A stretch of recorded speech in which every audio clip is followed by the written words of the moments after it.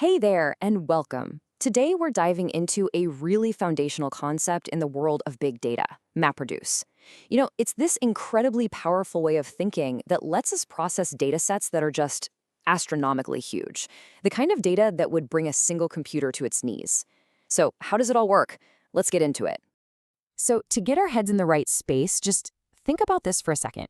1 billion employee records.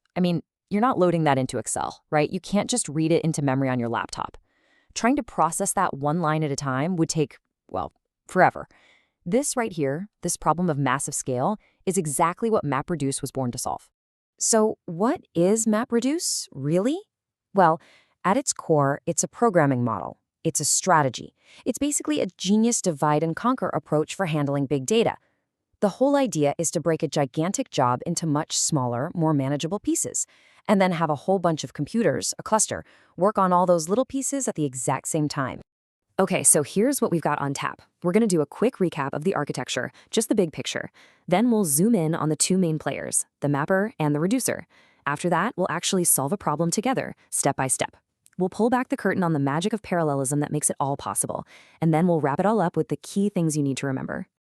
First things first, let's just get the lay of the land. Before we can really appreciate what the mapper and the reducer do, we kind of need to understand the playground they're operating in. The overall system and how data flows through it from the very beginning to the very end. So at a 30,000-foot view, the process is actually pretty elegant. You take a massive file, and the system chops it up into these independent bite-sized chunks. Then a whole bunch of map tasks get to work on these chunks, all at the same time. The system, the framework, then does this cool thing where it automatically collects and sorts all the intermediate results from the mappers. Finally, it hands off that sorted data to the reduce tasks, which put together the final answer. And all this data, the input and the output, it lives in a pretty special kind of file system. And that special file system is HDFS, the Hadoop Distributed File System. The easiest way to think about it is like one single gigantic hard drive that's actually made up of many, many different computers. Its superpower is reliability. It automatically makes copies or replicas of your data and scatters them across the cluster. So if one machine suddenly goes offline, no big deal. Your data is totally safe. And it's this fault tolerance that really makes this whole large-scale parallel thing even possible. Okay, so we've got the big picture. Now, let's meet the first key player in our system, the mapper. You can think of the mapper as the prep cook of the operation. Its entire job is to take the raw, messy data and get it prepped and ready for the main analysis. The mapper's core function is really simple but incredibly important. It takes one thing in, an initial key-value pair, and it spits out a list of new intermediate key-value pairs.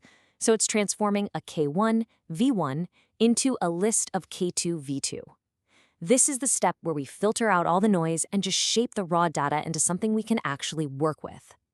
Right, so the two words to remember for a mapper are filter and transform. That's it. It reads the raw data one record at a time, and it just pulls out the pieces that we actually need for a calculation. And what's absolutely crucial is that each map task is totally independent. It has no idea what the other mappers are doing, which is exactly what allows them to run in parallel without stepping on each other's toes. Now, this little piece of pseudocode really shows it in action. Let's say our input is a single line from a file, something like John M 10,000. The code just loops through each line, splits it up by the commas, and then it emits, which is just a fancy word for outputs, only the parts we care about. In this case, it emits the gender, M, as our key, and the salary, 10,000, as our value. See? The name John just gets thrown away. We don't need it. Okay, so our data has been prepped and transformed by the mappers.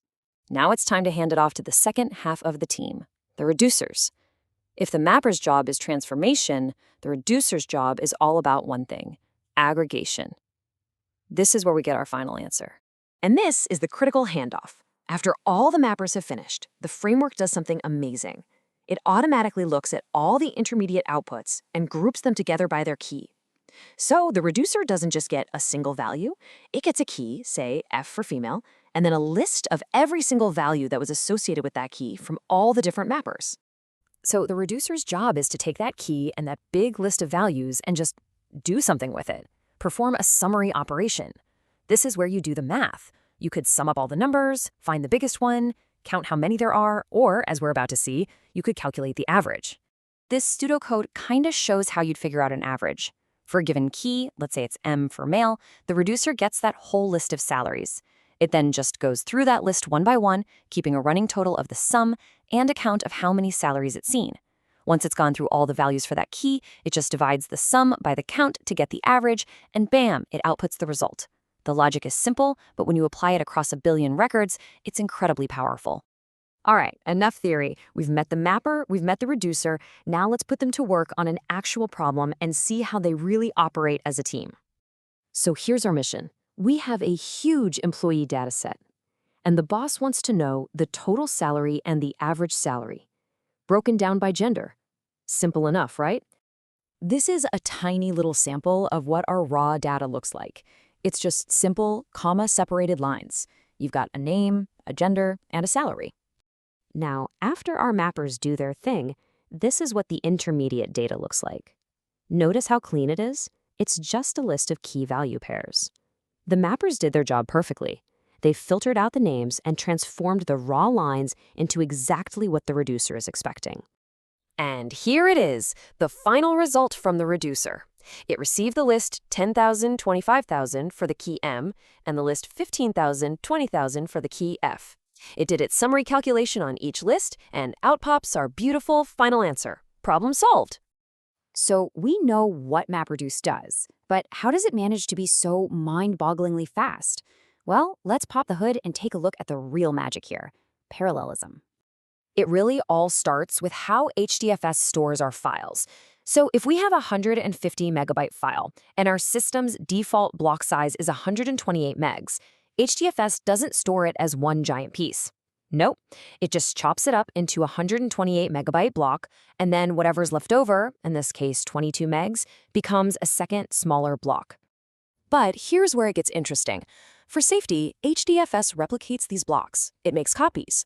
With a standard replication factor of 3, our 2 original blocks suddenly become 6 total blocks, and they're all stored on different machines across the cluster. This backup system is what keeps our data safe, but it's also the key to its speed. And this, right here, is the punchline. The MapReduce framework is incredibly smart. It looks at the file system, sees those different data blocks, and it launches a completely separate map task for each one all at the same time. But here's the genius part. It runs the code on the same physical machine where the data block is already sitting. This avoids having to shuffle massive amounts of data across the network. It brings the computation to the data, not the other way around. That is how you get true efficient parallelism. Okay, that was a lot to take in. Let's just boil it all down to the most important things you should walk away with. Okay, here it is. Number 1, MapReduce is all about divide and conquer for big data. 2, mappers are for transformation. They prep and clean the data into simple key value pairs. 3, reducers are for aggregation. They summarize all that data to get you a final result. And finally, the incredible speed and parallelism comes from processing those distributed HDFS data blocks all at the same time. You know, MapReduce completely changed the game. It taught an entire generation of engineers how to think in parallel and process data at a scale we never thought possible. But of course, technology never sits still. So I'll just leave you with this thought. What are the next big challenges? What about real-time streaming data or incredibly complex machine learning models? What kinds of problems will the next generation of data processing models need to solve? Thanks for tuning in.